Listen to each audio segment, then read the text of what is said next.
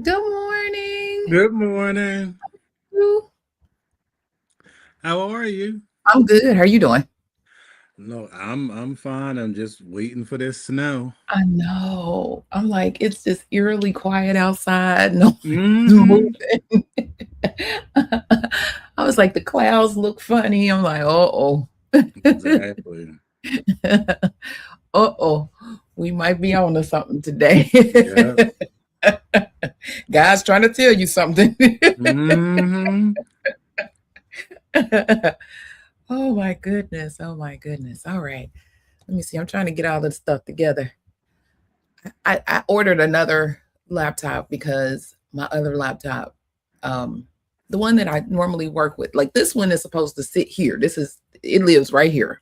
So all I had to do is come downstairs, do. We ready to go. Well, my other one is running out of memory or something. And so every time I try to do something, it's like it won't do it because it doesn't have enough memory. Da da da da da. I'm like, are you kidding me? So I'm going to get another one that I can work with so this one can stay where it's supposed to be. So I don't have to go through this making sure everything is where it's supposed to be every single Right. time. Just live where it lives. Getting on my nerves. All You right. got to where all your settings are set. Yes. Like you see, I'm over here struggling, like, uh-oh, and watching the time, like, uh-oh. Uh-oh, we're about to have a whole situation over here. But that's me. But it's been a week. Oh, it's been a week. It's been a week. But I appreciate our so we this week we had a meeting before the meeting. Yeah. We will have our meeting after, but we had to have a touch base meeting before. So and it always helps and always works. I appreciate you so much for that. Likewise. All right. Let's get this party started. So, welcome everybody to our Saturday morning tea. See, this ain't even right. Hold on. Like, wait a minute. Why is this teeny tiny and I can't see it? Like, I got old eyes, and I know it, and it's okay. There you go. Oh, speaking of old eyes, no kidding. Can you see now? Listen, how come I got a call yesterday from the optometrist? Your lenses are on back order. No. I'm like, well, are they that bad that they got to be special ordered? Like, No. Oh. so that like, it'll be another 2 weeks. Oh no. Oh no. Well, I'm praying for you, Mr. Magoo. There you go. Because the way things are humping over in your world, Lord, I'm praying for you. I'm glad somebody's standing in the gap. Yes. Okay, well, again, welcome to our Saturday morning tea. Here we brew up the hottest topics in healthcare. We discuss health information, news, education, old eyes, computer challenges, all of the things, including certification tips, entrepreneurship, and really just the revenue cycle at large. So as you come in, don't forget to hit the thumbs up or like button. I'm Clarice Warner. I'm the girl with the pearls, the founder and senior education director of the Professional Reimbursement Network, LLC, where coding education is key. And PRN is a healthcare compliance consultancy located in Cincinnati, Ohio, that specializes in revenue cycle and regulatory compliance and education. Now, let me ask you, do you know what it takes to be a certified marketable, let's stress the word, marketable medical coder, especially in this day and age? Well, before I introduce my co host, let me share with you information on a free, yes, free email course on the 5 steps to become a certified marketable medical coder. Are you interested in medical coding, but not sure where to start? And scared of wasting time and resources? Let me help you with the right steps to become a certified marketable medical coder. Learn more at bit.ly/5stepscoder. Hey, If you are interested in getting more information about the 5 steps to become a certified marketable medical coder, well, check out the video description for the link. Am I highlighting you today, sir? Yes. Joining me today. Joining me today is my partner in success, my co-host, Mr. Jesse, the registered trademark. Put some respect on his name, the coding nurse. Sir, introduce yourself and tell the folks all about you. Good morning, everybody. My name is Jesse. I live in Philadelphia. I have been in healthcare for a very long time. I left the bedside in 2014 and transitioned into risk adjustment coding. During the pandemic in 2020, I created a company, the Coding Nurse LLC, where I help nurses and other people in healthcare with a clinical background transition into the wonderful world of HIM. And how's that going? It's coming along. Okay. Inch by inch, life is a cinch. Yes. Hey. Cool. Let's see. Before we jump in, let me remind you that you can join in and add to the conversation. So don't be shy. Your opinion matters and is welcomed here. So friends, please use the chat.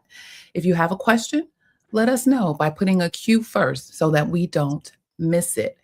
Let's see. Good morning, Sarah Cook. Yes. And good morning. Welcome. All right. Let's see. Everybody else is shy. I see plenty here, but nobody wants to speak. Say good morning. Didn't y'all parents teach y'all better than that? Who raised y'all? When you come into the room, you say good morning. You say hello. You introduce yourself to the group. I say that all the time when I get around people. Who raised you? All right. So, for those who are just joining us or watching the replay, today we are talking United Healthcare.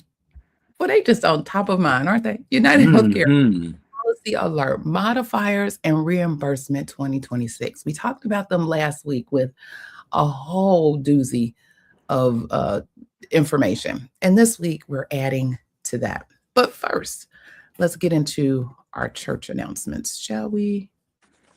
Shall we?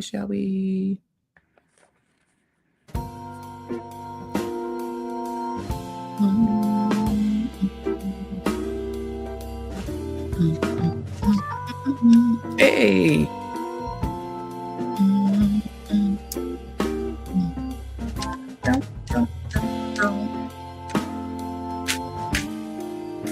I better get in today because they canceled service tomorrow. So I'm telling you. Services were dropping left and right yesterday. I said, oh, well, is anybody going to stream tomorrow? I mean, like, can I get something from somewhere? Somebody? Oh, I have a friend that lives in Louisville. Maybe I'll stream her. Your church. I don't think Louisville was in the band. Oh, okay. Right at Cincinnati. I don't see too much.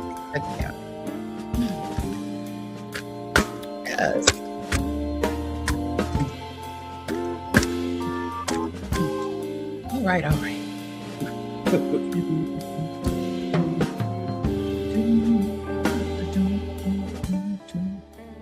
Okay.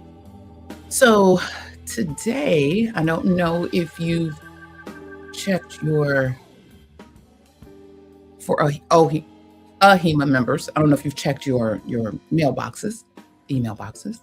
But the digital edition of the Journal of AHIMA dropped. But there was one article in last year's journal that I want to touch on.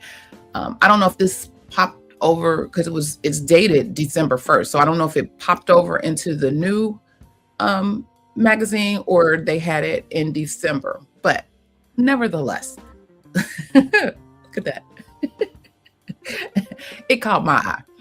It's talking about digital teammates. So we've talked about AI and we've talked about how we need to embrace some of the AI strategies that are coming down the pipe. But this article kind of gives us a little more insight on what and how to do that.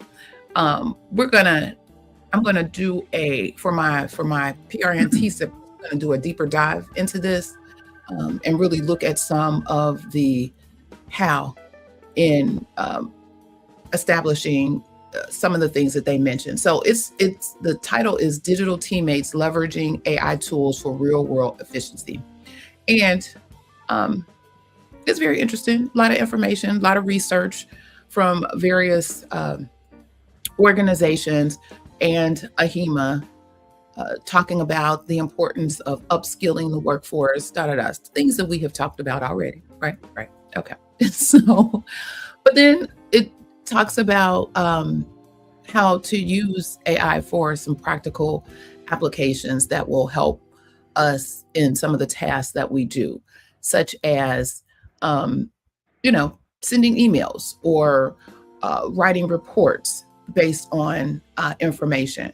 And again, the key to successful AI is right now, and probably for the foreseeable future, is prompt engineering. And so learning how to actually provide an accurate, concise prompt really will get you the results that you're looking for. And so part of what we're going to do over in the T-Sippers is kind of have a little session on prompt engineering. But it also talks about how it can assist in just some administrative work, like maybe drafting policies. I mentioned email generation and even performance reviews. So, if you are at the point of that time of the year, assisting, help using AI to assist you in putting together all of the things that you did over the previous year and all of the things and, making it nice and pretty for your performance reviews.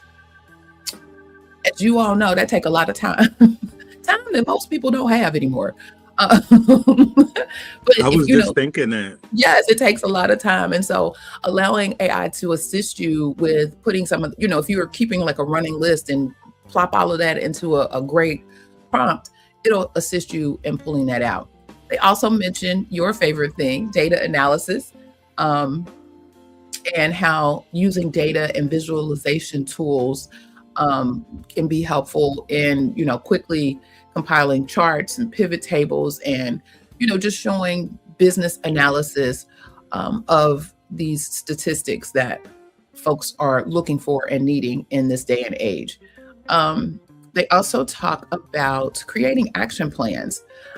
Helps you, once you've decided or it's been determined that there may be something that is of value or an issue, then, using AI to assist in completing those action plans. So it's a really good article, I thought.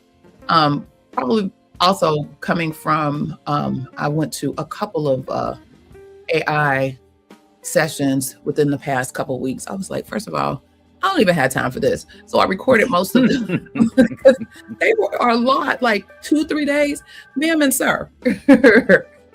But I was able to record a lot of them and be able to use some of the information. And then my thought, even in watching this, was, well, how do we relate this, or how can we empower health information professionals to use it? Because it's more than just, what did I say?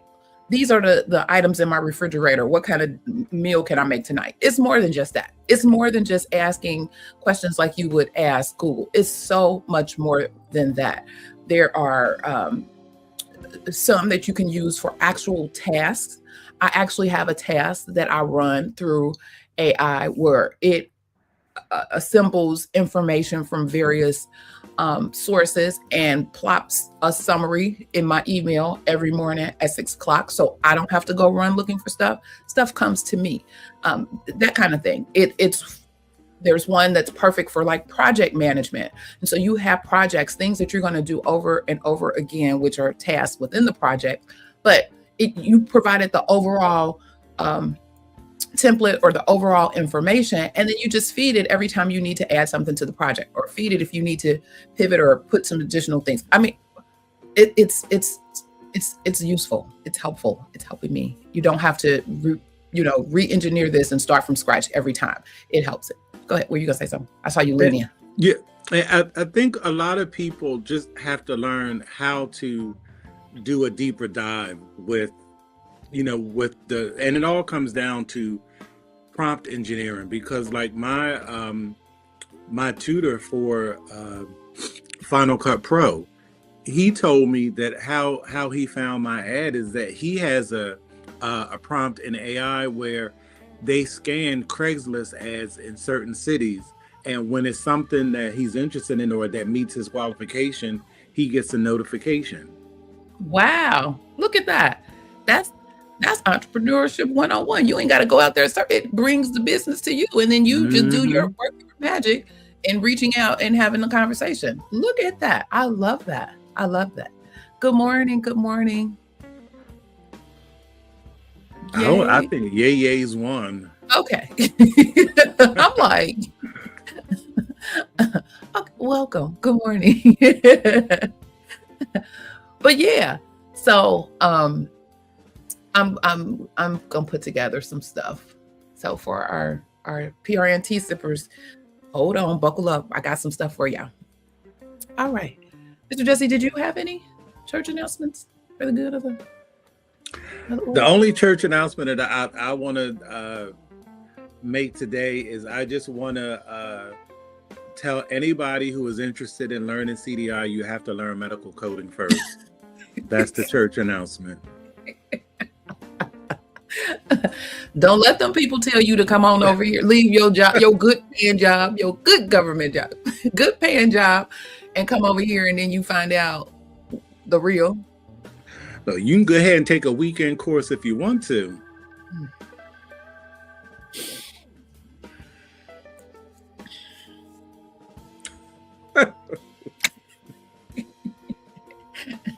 I feel like I watched this one guy. He has a whole separate camera on the side that he calls the shade cam, and he'll be looking like shade is real. Yes, it's so much more to see the eye than meets the eye. Hey. Yeah. Oh, I like that. Yes. Take that. Take that. Take that. You the CDI. Not like that. Take that. Take that. I got it.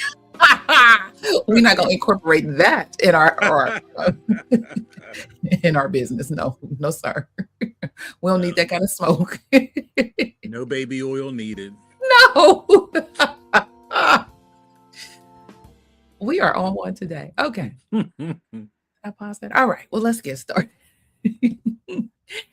So, again, let the tea spilling begin. So, again, welcome back to the Saturday Morning Tea, where we serve up the real talk our profession needs.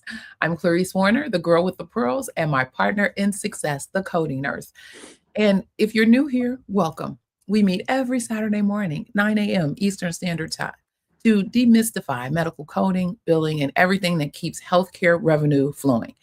And to my returning friends, thank you for being here. Now grab your favorite beverage. You know I got my tea is on deck. Woo.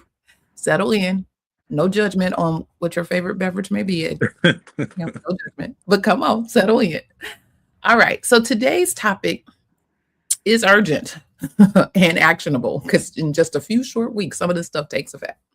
United Healthcare, Medicare Advantage, and again, we'll call them UHC, just released earlier this month their January 2026 reimbursement policy update bulletin. And there are two policies you need to understand before they take effect.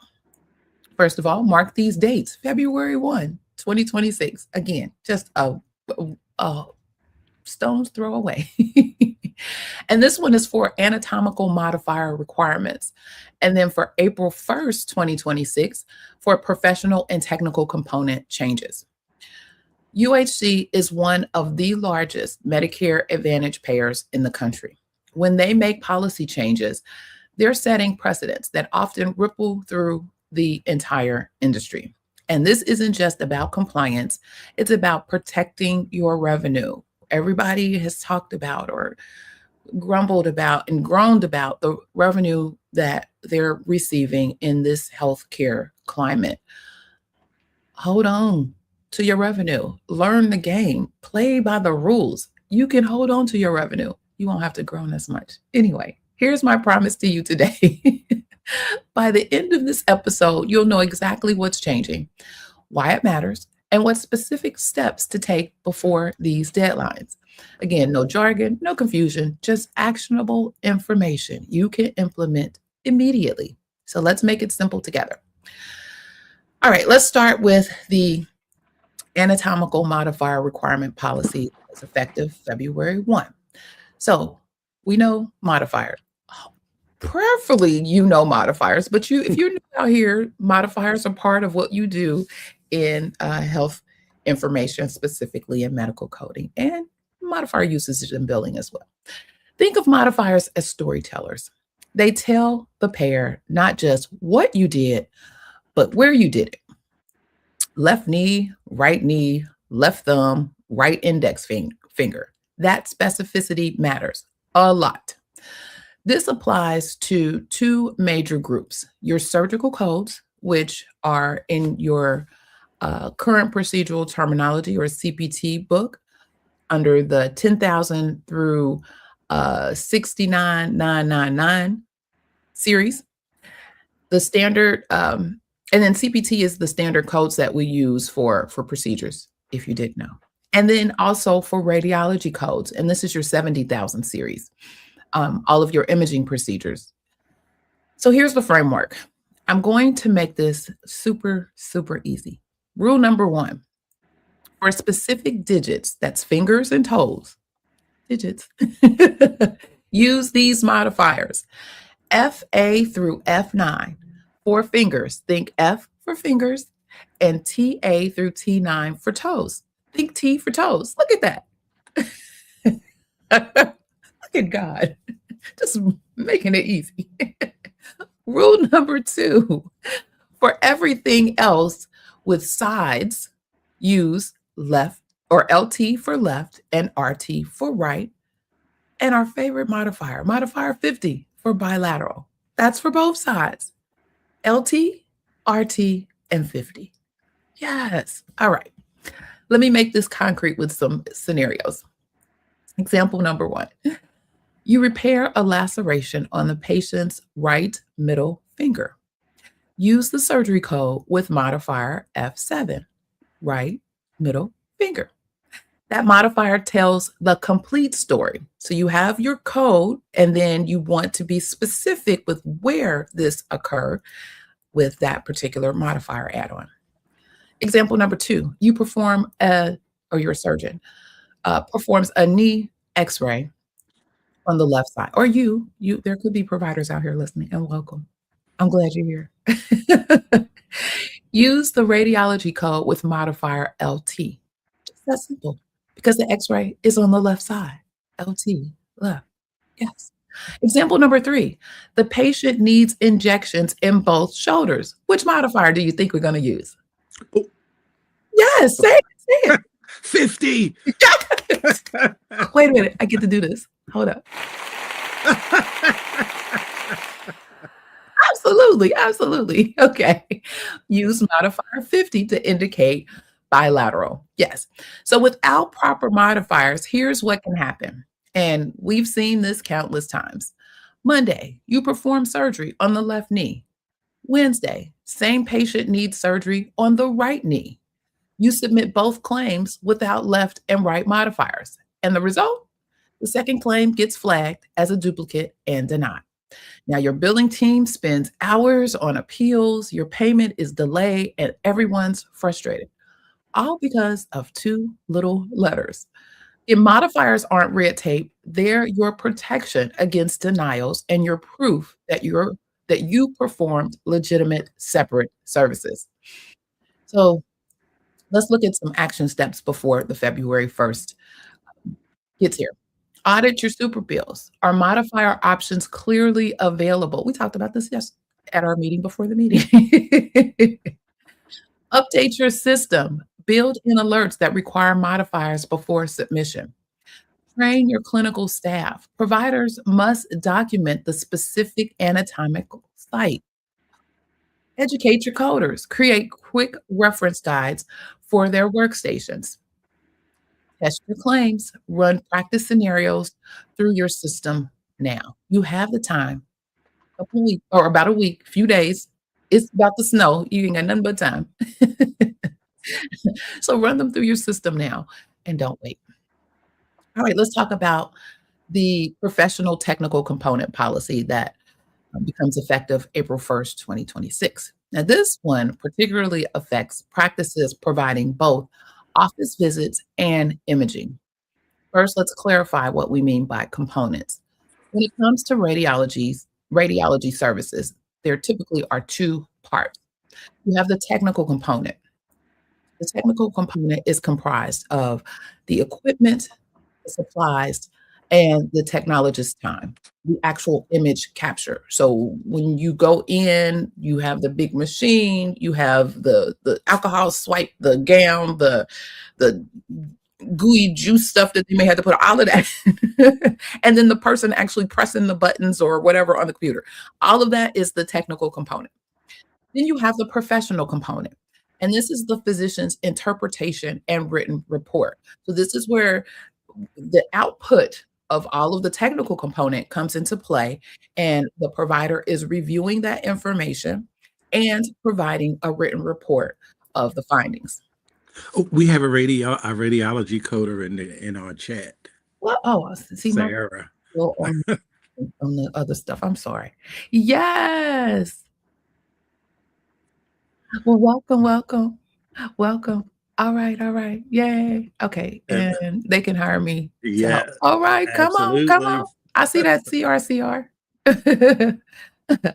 All right. So many radiology codes can be built three ways. Globally, meaning that provider or that provider's office provides both parts, the technical component and the professional component.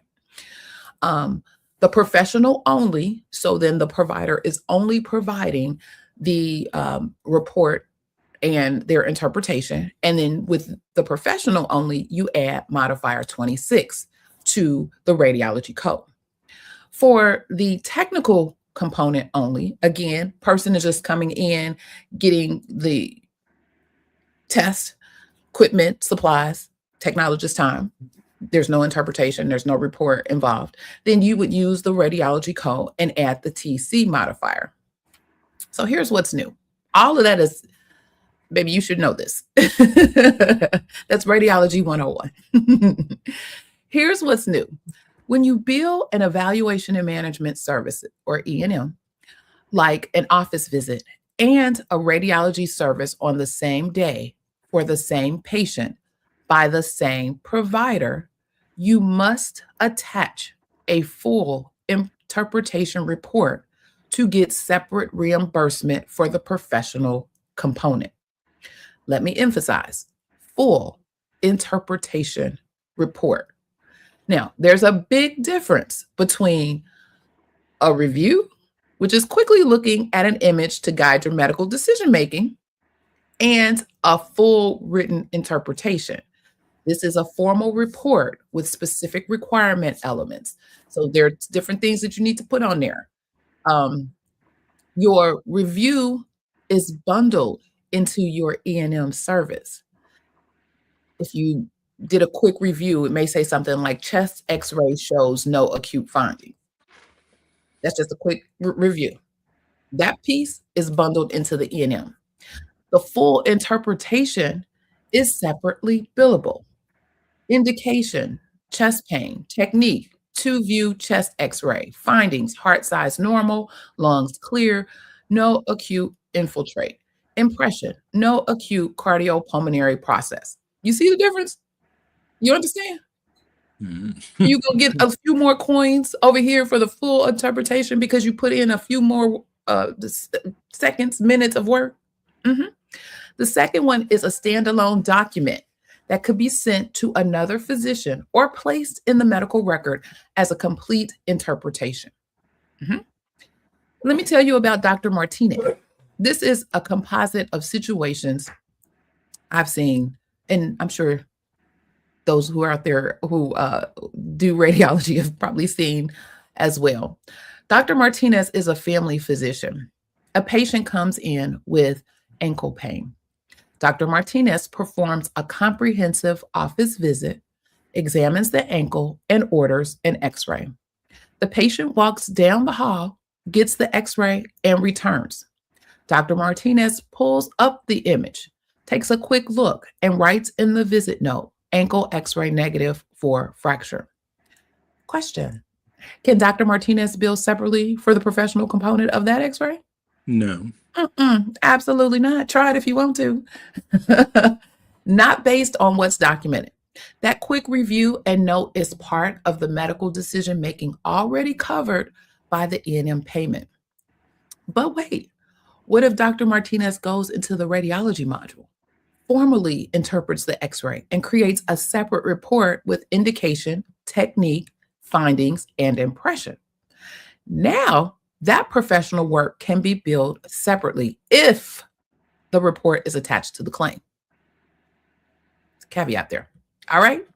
So good news. UHC is implementing a, quote, smart edit to guide you through submitting the interpretation report. Think of it as a helpful reminder, not a roadblock. So your action steps before April 1st. Identify affected providers.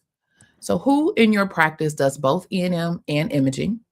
Establish clear protocols. Define when a full interpretation report is required. Train on the distinction. Help providers understand review versus interpretation.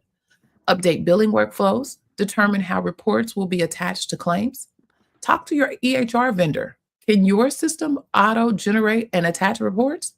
Would make your life easier, wouldn't it? Yes and no. Let me backtrack that. Let me walk that one back a little bit. Create templates. It may make compliance officers' lives not as easy. Create templates. Standardize interpretation reports for consistency. Mr. Jesse, did you have anything you want to jump in? The only thing I wanted to say is I just learned it. I'm sure it's not new, but it's been a minute since I've done outpatient. But oh, that's right. I'm sorry. No, I just learned that because I always knew the modifier JW when you have extra medicine in the vial, like the waste. I didn't know that there's a modifier JZ when you use the full vial. Mm-hmm. I didn't know that. Is that new or relatively new? Because back in 1592, when I was studying, well, if we're comparing to 1592, then yes, it would be new. Oh my God. I'm trying to think. A few years back, they incorporated that because there were issues and concerns about what to do comparatively with the full vial. Like, are you using it or are you not? If you're pulling some out, what do you do, with the rest? And they wanted to distinguish between the two. So I know that modifier came out then. And I don't remember actually I know it was a little sooner or closer to our time now than 1592. But I don't know the actual date off the top of my head. I would have to research that. So that was my modifier story. Okay. So let's step back and look at the forest, not just the trees. So we're seeing a clear industry movement toward three things. So pay attention, y'all. Specificity, more detailed coding, transparency, clear documentation. Now we could stay here probably all day until the snow comes and until the snow goes away. And accountability, proving the work was done. Again, this isn't just UHC. This is Medicare, Medicaid, and commercial payers across the board. We know that the healthcare system is becoming more data-driven, more automated, and more focused on value. Accurate coding isn't just about getting paid. It affects quality metrics, risk adjustment, population health data, and healthcare policy decision.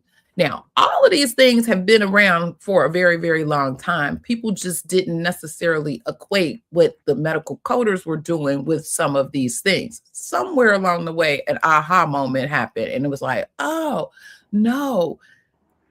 If you know your history, and you should, this was going on way before. This is the reason why these codes were generated. This is the reason why all of this tracking has happened. This is the reason for the data. Reimbursement just jumped in like, wait a minute, you already got a system. Let's tag into this system in order to get paid for the things that we do. Okay. So here's what I want you to hear. When you code accurately, document thoroughly to the providers out there in the world, and follow policies correctly, you get paid faster and you face fewer denials. It benefits everybody, the practice, the patients, and the healthcare system. And honestly, when you know the rules and follow them consistently, it becomes routine, and it can all be so simple, right? There you go. There you go. It can all be so simple. All right. Yes, it affects everything. Absolutely. And welcome, Marie. All right. All right. So I feel like I was on the soapbox today. So let's address a few questions that I know you might be thinking and you may want to ask. What happens to my claim if I forget the modifier after February 1st? Your claim will likely be denied or pended, and you'll need to either resubmit correctly or appeal.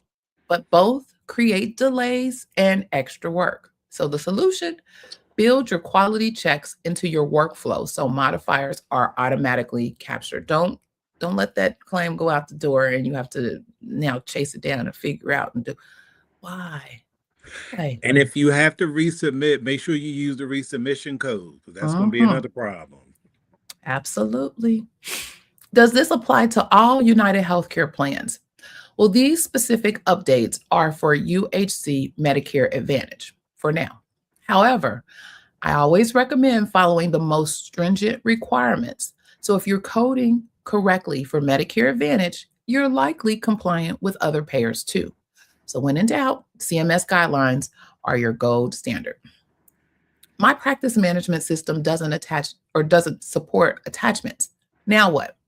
Well, talk to your clearinghouse or software vendor immediately, like Monday. Is this going in effect sooner rather than later? Well, you have until April 1st for the radiology report attachment. So you got a little time for that. But in the short term, you may need to manually submit reports through the payer portal.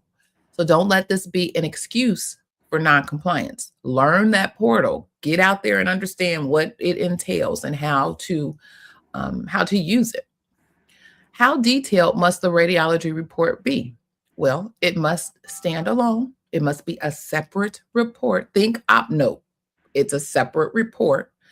Another physician should be able to read your report and fully understand what was done, what was found, and what it means without needing additional context from the E&M note. It's a separate document.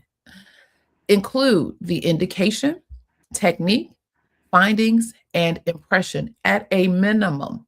That's the minimum. Of course, you can add as your provider sees fit, but at a minimum, you need those things. And the last question, if you're a practitioner, I'm a solo practitioner managing my own coding. Ooh, didn't we talk about this yesterday? How do I keep up with all this? You don't have to do this alone, ma'am and sir. Resources like this podcast exists to help you.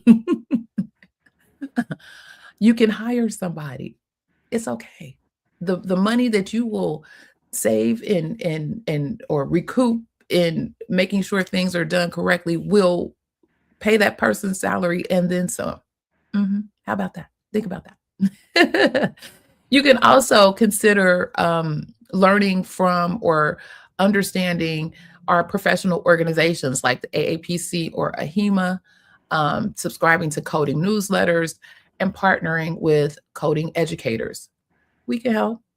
You have the coding nurse, you have Professional Reimbursement Network, you have our PRN T-Sippers. Come aboard. We can help you. We're here to support.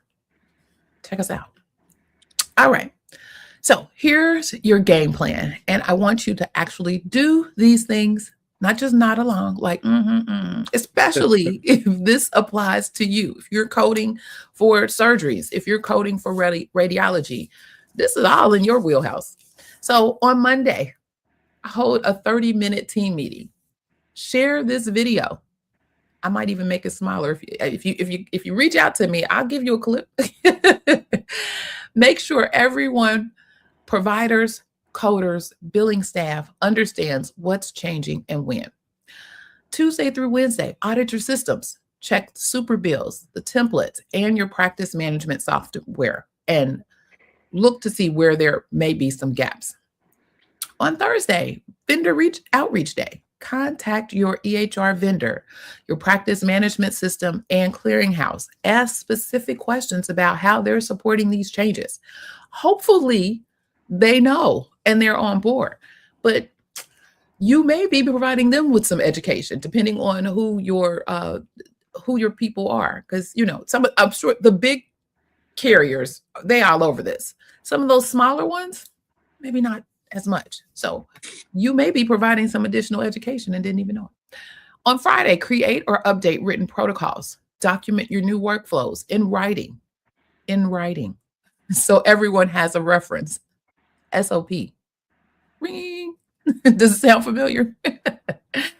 Next week is training time. Hold a hands-on training session with real scenarios. Yes. All of the things.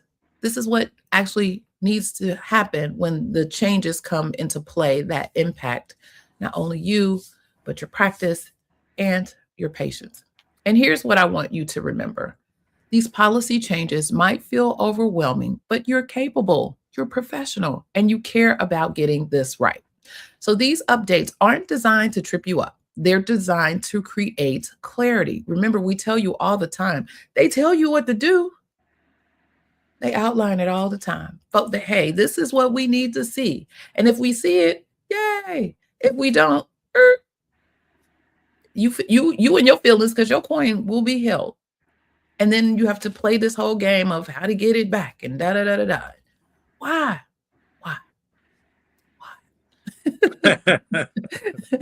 When you embrace these things thoughtfully, your practice will run smoother and your revenue becomes more predictable.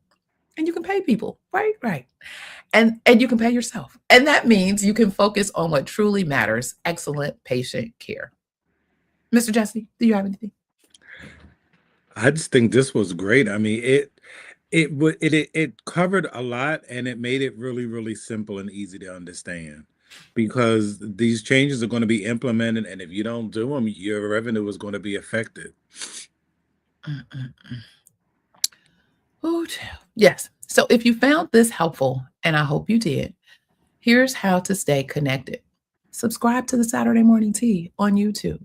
Check out the Professional Reimbursement Network channel and the Coding Nurse channel to see what's happening every Saturday morning on YouTube, and your favorite podcast platform. Did I tell you we were going to like podcasts?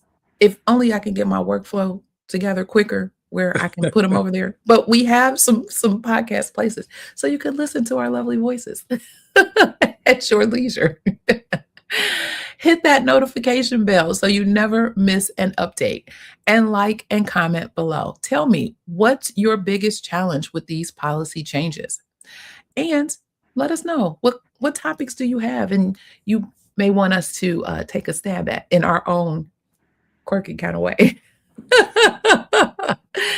Also, share this episode with your colleagues. Forward it to your practice manager, your coding team, or billing supervisor. Again, information this important needs to spread, and quickly, especially if you are in a surgery practice, because those things are happening. Those changes are effective February 1st. All right. And hey, if you want to go deeper, check out our PRN T-Sippers on Patreon. Our top tier supporters get exclusive content, including a follow-up deep dive on these policies with real claim examples. We're going to work through some audit tools, and they also get a monthly Q&A session. Yeah, where we go in and let's talk about what's happening, what you're seeing, all of the things. And they can ask specific questions about their practice. So join us, but more on that in a moment. All right. As we close, I want to leave you with this thought. Change is constant in healthcare. New policies, new requirements, new challenges. They keep coming. They always keep coming. You knew that when you got in, hopefully you knew that when you got into this profession. It is ever changing, ever changing. And that's okay. But here's what I know about you. You show up, you learn, and you adapt, as well as excel. That's why you're here on a Saturday morning investing in your professional development. This is all professional development on your own. How about that? Absolutely. That's why you're going to implement these changes successfully. You've got this, and we've got your back. We're all in this together. And the more we educate each other, the stronger we become. And at the Professional Reimbursement Network, we're here to support you every step of the way. You see that segue? I'm getting better and better at this every time. So join. Oh, wait a minute. I forgot. See, I'm patting myself on the back and didn't even put the QR code on it. There we go.